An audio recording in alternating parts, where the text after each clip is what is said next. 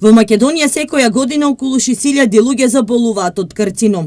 Кај жените најчести видови се карциномите на дојка како и на грло на матка, а кај мажите на дебелото црево и простатата. Статистичките податоци на Штипската клиничка болница се поразителни.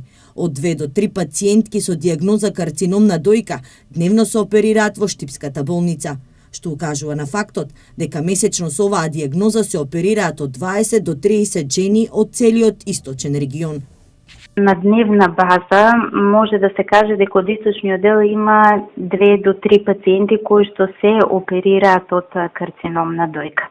Така што месечно низ нашата болница поминуваат околу 20 до 30 пациенти оперирани со карцином на дојка, меѓутоа тука треба да се земе фактот дека не сите жени нели се оперираат во нашата болница од источниот дел, значи тој број е најверојатно и поголем од тие 20 до 30 жени.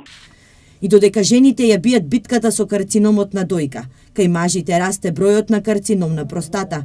Инциденцата е во поголем подем, алармираат уролозите. На мета се припадниците на посилниот пол со над 45 години. 5-10 години оперирале 10-15 карцинома на простата годишно. Сега можам слободно да кажам дека имаме некаде 10 до 15 за некаде за месец и пол 2. Значи тоа е инциденцата на карциномот на простатата е во многу голем подем. На што се должи оваа честа инциденца на заболени од карцином на простата? Најголема причина е стресната ситуација, стресот. Друга причина се зрачењето, доста е појачено ова зрачењето од радиациите од овие што беа пуштени осиромашени ураниуми, од истенчената озонска обвивка. Како друга причина е дел од неправилната исхрана.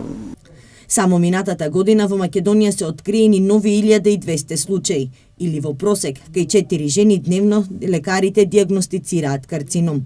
Во последните 15 години смртноста од канцерогени заболувања пораснала за 9%, и според бројот на смртни случаи Македонија се наоѓа на 3-то место во Европа.